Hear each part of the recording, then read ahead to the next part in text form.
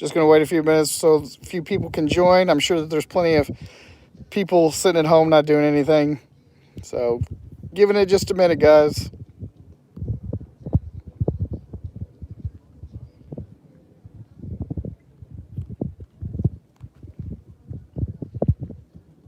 Mm. What's up, guys? I'm reporting to you live from coronavirus hell.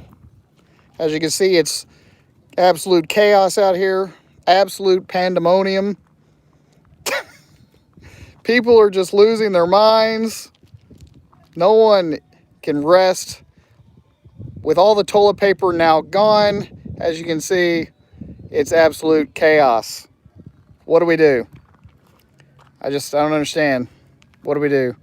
Got people over here having a little boat launch party. Got a couple down here that just moved in, setting up their campfire for the evening. Got a nice family sitting up over here. And they're all, God only knows what the hell they're going through right now. I mean, they just looked absolutely horrible sitting out there with their campfire last night. Got about 4 friends hanging out here in this little fifth wheel. I mean, you just wouldn't believe the absolute chaos that they were in just last night. They were all sitting around this fire. I think that they were trying to burn off the coronavirus or something. It was just awful. Absolute pandemonium. A lot of people out here. We're all doing some fires. It's Friday night. What do? You got to try and kill off the coronavirus, so you're all out here with your fires and your hot dogs on spits. Had a lot of people out here in kayaks today. They're trying to get just as far as possible away from everyone else. That way no one contracts anything. So they're all sitting out there in their boats. They probably have a few beers with them. God only knows the hell they're going through right now. I can't even imagine. But obviously, I'm completely kidding. I'm currently out here in Lake Mead. I'm having it rough too, folks. It's really bad. The weather's nice, and I've been here, camping and enjoying myself. It's just been really awful. So, and let me pull up the chat because I can't see anything. There we go. But yeah, honestly, I've had a lot of people contact me and ask me, how are you doing? What's been going on? Are you okay? Do you need anything? And I just keep telling people, I'm just like, I'm good. Everything is fine. I went and stocked up on food, refilled all my water tanks, and I'm now just about into my 3rd month of boondocking since I came out here to the desert Southwest. Hey, April, how are you? So I did have a lot of people asking me, do I need anything? And I was just like, no, I'm honestly, I'm perfect. I'm good. Everything has just been, it's been really good. And if it hadn't been for me turning on the news, I would probably never know that anything was even happening right now. I honestly, if it wasn't for me just cursorily, is that even a word? Just taking a cursory look at the news, I would probably not even know that anything was happening in the world right now. It seems like the whole world's burning down, but like if you just shut off the fear-mongering news, you wouldn't know. I mean, at least I wouldn't. So I figured that I would do a quick live stream, if nothing else, to maybe discuss some of the benefits of not only being a full-time RVer, but also some of the benefits as far as, I don't know, boondocking, solar systems, and being a prepper when you're supposed to be a prepper. No one is supposed to prep. I'll start with prepping. No one is supposed to start prepping right there in the middle of all the chaos, right? You just don't do it. That is the absolute worst time to start collecting goods and stockpiling. You're just an asshole if you go that route. You make it harder on everyone else. You're supposed to be prepared before the poo-poo hits the fan. You don't do it after the fact. So I'm sure that a lot of people, at least at the moment, are probably thinking, maybe those preppers weren't so crazy after all. Maybe there was something to that.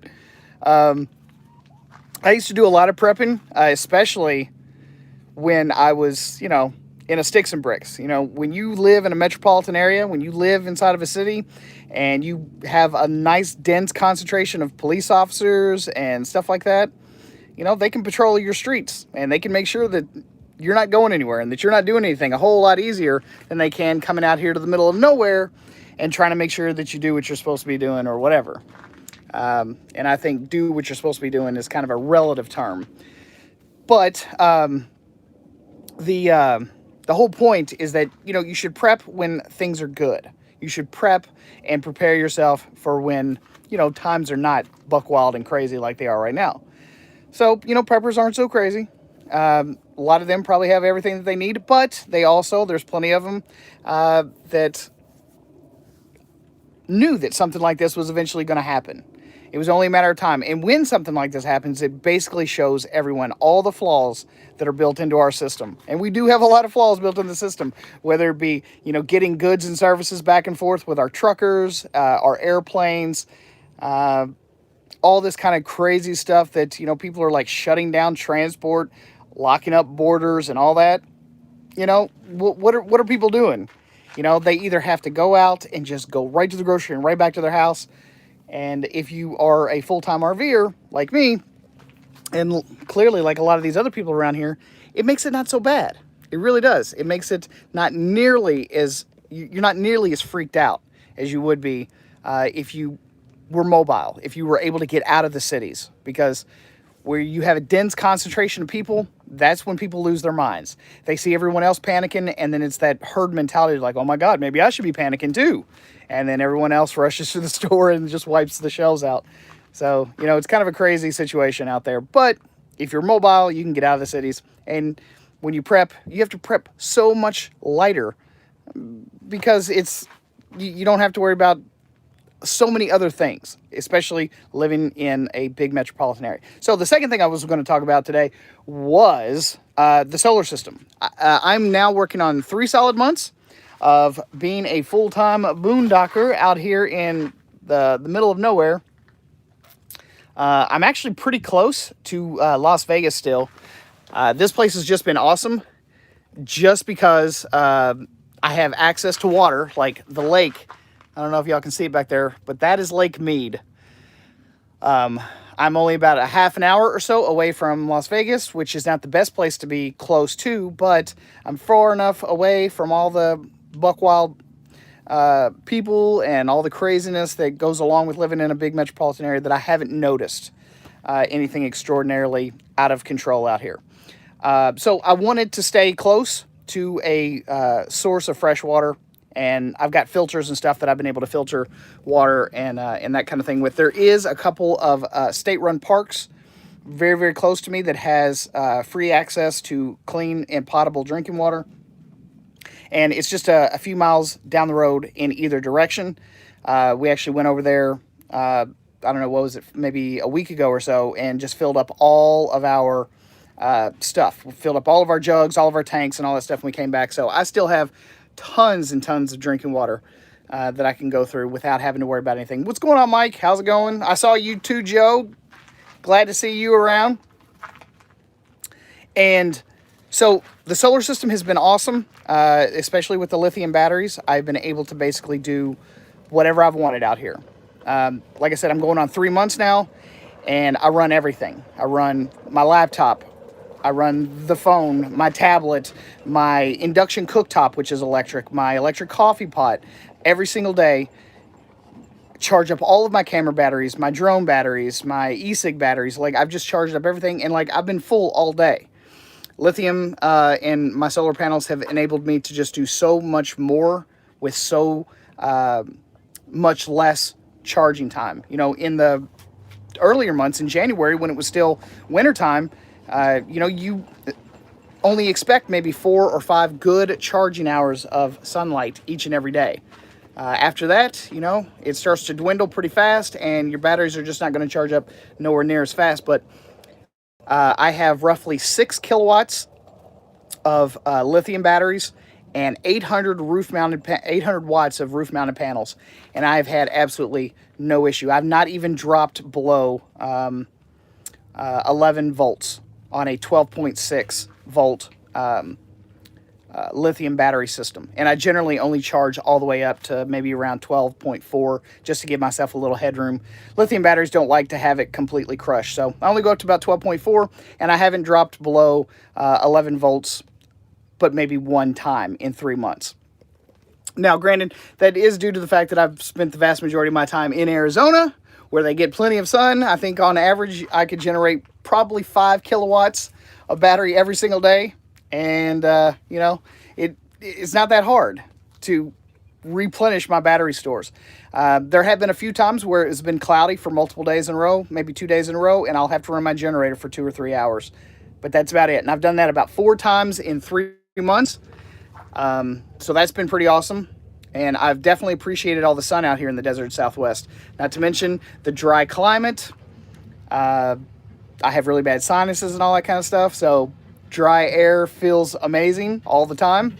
But for those of you that are potentially looking at getting a solar system, I say put as many solar panels on the roof as your rig can take. All right? Put as many on your roof as you can take, because it's better to over panel and be able to charge up your stuff much, much faster than it is to put fewer up there and charge much slower. And that way, you know that no matter how cloudy a day is, if you have those extra panels, you're going to collect that extra sunlight. So in 3 months, I left Kentucky, which rains and it's cloudy all the time. It just completely sucks out there. I left there on January the 9th and got out here. About 5 or 6 days later, I started off in Quartzsite, Arizona, went to Ehrenberg, Arizona, went over to Joshua Tree, California for about 2 weeks, went to Lake Havasu for a couple of weeks, and now I've been sitting in Nevada for at least the last maybe 2 or 3 weeks. I don't even know anymore. But I've had no problems, no issues in this entire area recharging my batteries using those solar system. So this is my recommendation, and I'm a pretty heavy battery user in general. I would definitely say 5 kilowatts, roughly 4 to 5 kilowatts is going to be the minimum that most people are going to want to have. Like I said, I'm a fairly heavy user, but I'm not exactly the heaviest user. And if you happen to have more than one person in your camper, if you happen to be a family or a husband and wife or boyfriend and girlfriend or whatever, you might need more, and your batteries might get a bit lower. So solar system has been doing fantastic, and I can say this right here now: I don't ever want to be stuck or be dependent on RV campgrounds ever again. So for those of you that are out there, you know, in your RV, especially if you're in an RV full time, that is your home. That is the only place you have to live. You've sold your house. You've gotten rid of all your sticks and bricks possessions, and now you're living full time in there. I have seen so many of you talking and complaining and lamenting the fact that so many of those campgrounds are shutting down. They're just all of them are just like, okay, we're going to shut down, and everyone that used to live here, you know, we don't care if you're usually here for 6 months out of the year, you got to go. You got to get out. So if you are one of those types, I would heavily suggest get into boondocking. Get you some batteries. Get you a solar system. And seriously, make yourself a boondocking plan where you don't have to depend on the campgrounds anymore. Because if they shut down and that was your whole plan, what do you do now? Where do you go? Like they're even shutting down rest stops on the side of the road right now. A lot of the state parks, they're shutting down. The National Park Service is, at least at this moment, it's currently still open. So most of the national parks are good. I did see that, I think it's called Black Rock Canyon. I think they're shutting down right now. But other than that, they're good. So if you're a full-time RVer and you've got nowhere to go, I think that now would be a good time to start researching a solar system. And after this is all over would be the time to buy it. Solar is now cheaper than it's ever been. You can now get solar panels for under $1 a watt. Super duper cheap. You can find pretty good cheap lithium batteries now, or you can even learn how to build your own packs for pennies on the dollar. I would definitely suggest doing that if you have any kind of DIY spirit in you whatsoever. And if you do, it would be a really good time to start learning some new skills. Now, the last thing I was going to talk about is, Mike just brought it up. Let me read that comment, by the way. Where are my comments? Okay, he says, you're still able to be on BLM, right, even if there's a federal shutdown? As far as I know, I've not seen anything like that, either in Arizona or here in Nevada, man. He also said, it is dry in southern Arizona, but man, allergens are crazy out here right now. I know, all that stuff is blowing in from California. We've had those really, really heavy winds coming in from the West Coast, especially out here with no trees or nothing, man. The wind has like free reign to just blow through here and drive my sinuses crazy. But honestly, it hasn't been too bad. But yeah, okay, so the next thing I was going to talk about was like the BLM land and that kind of thing. BLM land has been awesome. Of course, it's dry camping, so there are no hookups. You don't have any like water hookup. You have no electric hookup. You don't have any sewer. So you do have to learn some resource management. But a solar system is going to help a lot with especially your electrical needs. And I'm going to tell you, there's a lot of times where I just pee outside when it's convenient. That helps save room in my black tank. I know it's not as easy for girls, but Eloise, she has been not peeing in her toilet so much. She's devised her own little way to get it done, and you know, it's actually pretty convenient. It's like way better than I thought it was going to be. So maybe we'll do a video on that or something about how to pee in the desert. Do you want to do a how to pee in the desert? No, thank you. You don't want to? No. I can censor it all for you. Okay. I can do some other things, but pee and poo. You don't want to do anything that deals with pee or poop. Okay, so she's not down with that. No pee or poop for her. Well, that's unfortunate because I mean, I guess I could simulate being a girl. Y'all, is anyone interested in that? I knew y'all was. I'll hook that up for you. But BLM land has been awesome. Like I said, no hookups. But I thought, and this is me, that only had hookups last year when I was in Florida.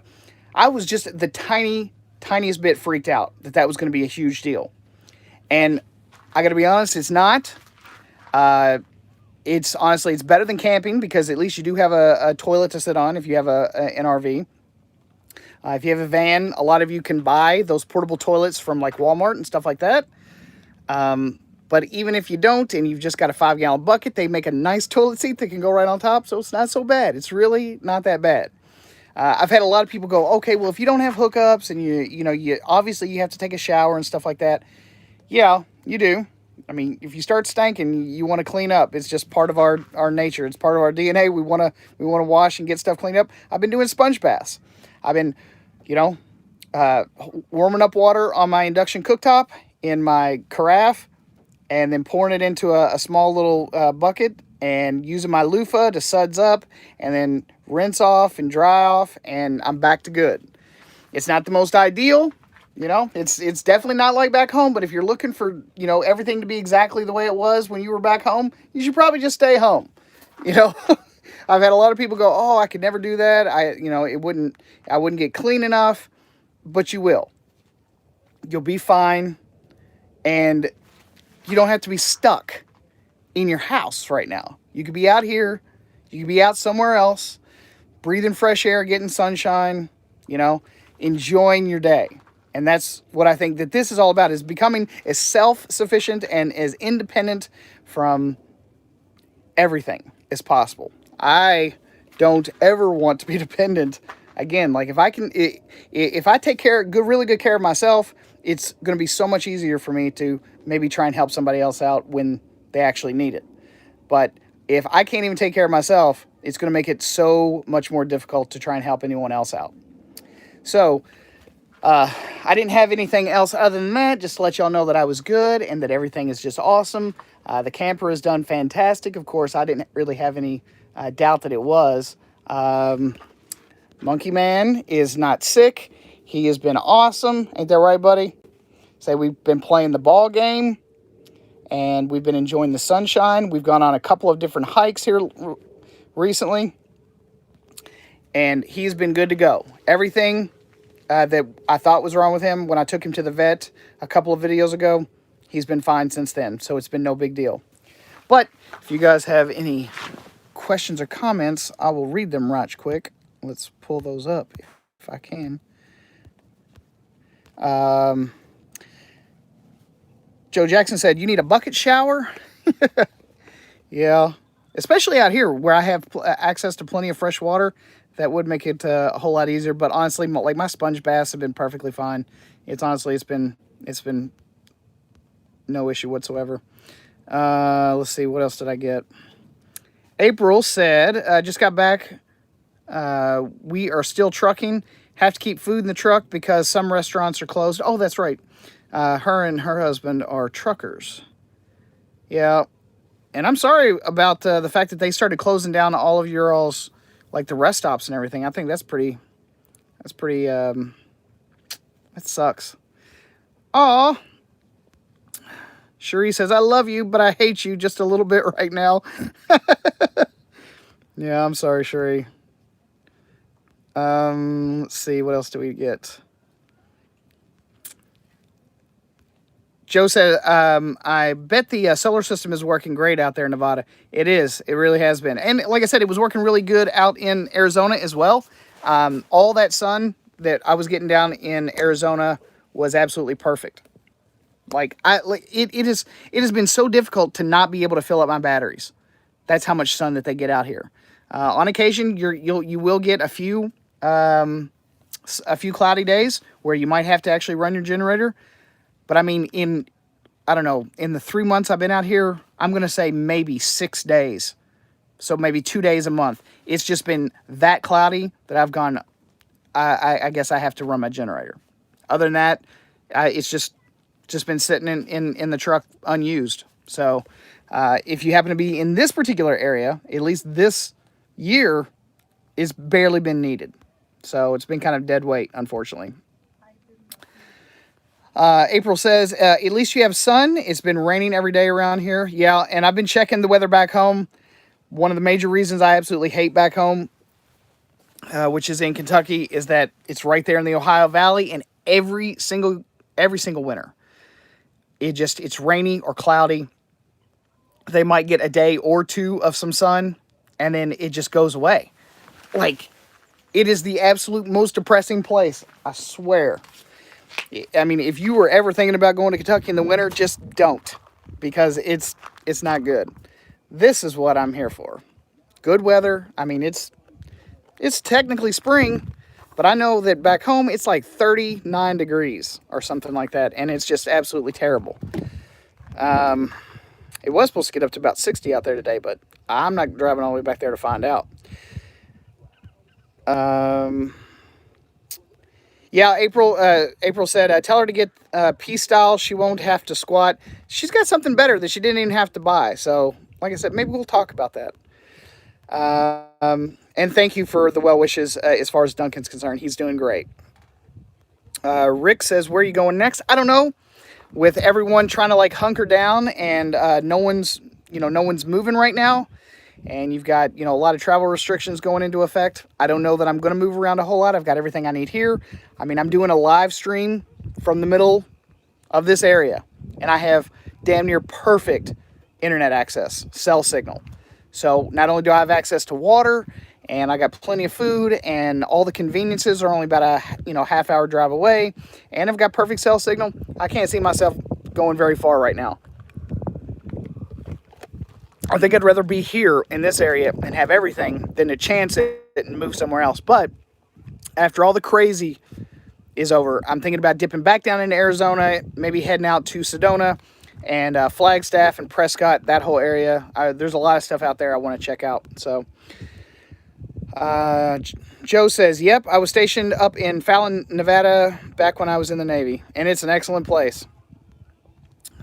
Mike says, I'm digging the new videos on this channel. Seems like boondocking and camping out suits you. Seems like the photo video show near the end of it, you were just kind of forcing it. Glad you're happy. And I was, man. My heart just was not in my photography videos anymore. It's just, I mean, how many times can we argue and talk about which camera is better? It's just like, find something that you really like to use and just go shoot. Sharon Woolweaver says, yes, we are in Kentucky, and it sucks. And it has for my 40 years, 42 years on this earth. Every single winter, it's either we got hot, humid summers and cold, rainy winters, and I'm just not interested anymore. Rick says, are you going west next winter? I think that I probably am. I like it out here that much. There's a small part of me that doesn't even want to go home because I know that as soon as I like try and maybe make my way home, say in like late April or even in May, it's just going to be hot. Yeah, because in Kentucky we just go right from cold and rainy to hot and humid. So Joe says, when the whole virus mess calms down, eventually check out San Diego while you're out there. I loved living there. Man, I don't know if I can bring myself to go out that way, honestly. With the whole state on lockdown, as much as I would really like to go out there and visit, it just does not seem to be the most hospitable place, especially for someone like me that actually enjoys the Second Amendment and that whole thing. So, I don't know. It'd be rough for me to make it out in that direction. But I will say this, too, and I've had a lot of other people ask me, what exactly I've been doing as far as the coronavirus itself is concerned. I'll just tell you this. If I didn't have the news, I wouldn't even know that anything was going on. And that is large in part due to the fact that I have this solar system. I have these lithium batteries. I'm able to go anywhere, be any place I want, and still have all of my conveniences. Still be able to work, still be able to make my videos, still be able to edit video, still being able to charge my camera batteries, being able to just go out here and shoot and take pictures. And I mean, it's enabled me to do stuff that I never thought possible. And I can't even imagine where the technology is going to be, say, in 5 or 10 years when some of you guys, maybe eventually, I hear a lot of you all say, hey, I'm getting ready to retire, or I want to finally get out there and I want to start RVing myself. Me and the wife are going to do this and that. Do you have any recommendations? First and foremost, get the things you need to boondock. That way you're not jammed into all these RV parks. I think that RV parks are a really good reset button at times. A lot of people just want to go in there, get their laundry done, recharge their batteries perhaps, take a nice long hot shower, go swimming in the swimming pool, maybe soak in a hot tub for a little while. But at least you don't have to be in there when you don't want to be in there. Because in those RV parks, you can't choose your neighbors. If someone pulls in, you just got who you got. And you can't get far enough away from them. But out here, I'm telling you, if you actually like to go like backpack camping, if you like to kind of get out and get away from everyone, this is a really good way to do it. And I would heavily push you in the direction of maybe even 4x4 overlanding instead of doing the RV thing.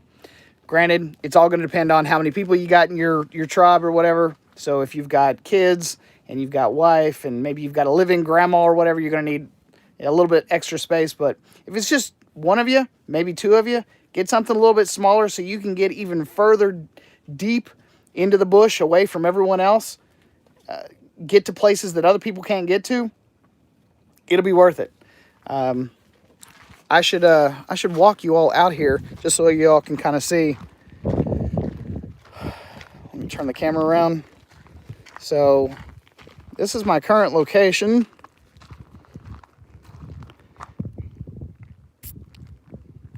It's a pretty beautiful spot. We do have a few campers scattered here and there throughout the area. But like I said, that's Lake Mead. I'm not really sure what the mountain range is called. But I mean, I can walk right down this hill. It's only about maybe 100 yards away. And I can be right out here on this point. Actually, I'll walk down here with you guys if y'all want to go. I know some of you all are probably stuck in your houses and you can't go anywhere, and maybe this will be a bit of inspiration. At least you don't have to mow grass out here, folks. You don't have to trim your bushes. Right? So that's always a good thing. You also don't have to pay many property taxes, especially if the kids are up and grown. You know, if you get rid of the house, get rid of the property, then all your property taxes go away. Look at these big hunks of quartz down here. I mean, all these rocks here, it's all quartz.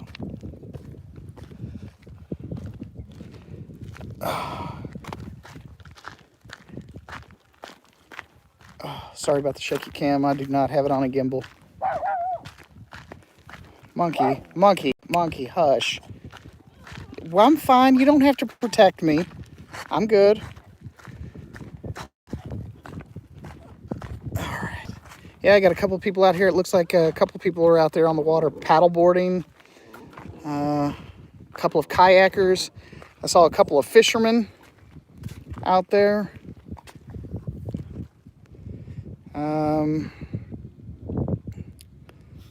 Let's see, what else? Mike says, make sure that when it warms up a little more to watch out for the desert critters. Yep, I've been keeping an eye out pretty close for those. Rick says, thanks for the view. You are welcome, my friend. Yeah, so, and I'm just sitting right up there on top of that hill. They come right down here, and I get all this. It's absolutely beautiful. Sorry if there's some wind. I can hear the wind, or I can feel the wind, but anyway.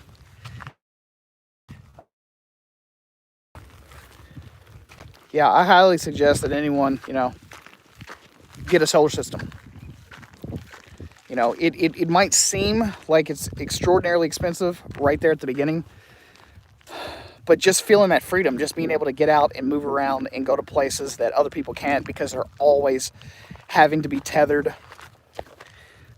It's amazing being like having your house in this. You know what I'm saying?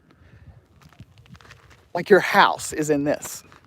Not in an RV park, and you didn't have to drive here, after you got all set up at the RV park and then just visit. Like, I get to basically live here for an indeterminate amount of time, and there's just something super cool about that. I don't know. It's just really cool. But anyway, I'll check messages one more time. No more messages. All right, guys, if you don't have any more questions, I have zero more information. I just wanted to give you all a quick live report from coronavirus hell. Wanted to let you all know just how awful it is out here. It's just absolutely terrible. And I'm having the worst time of my life. I hope no one comes out here. It's too scary. So stay in your homes. Don't come out to this campsite. It's too bad. So I hope everyone stays safe, hunker down in their house. Y'all be good. Stay safe. I'll see you guys again on the next one. Peace.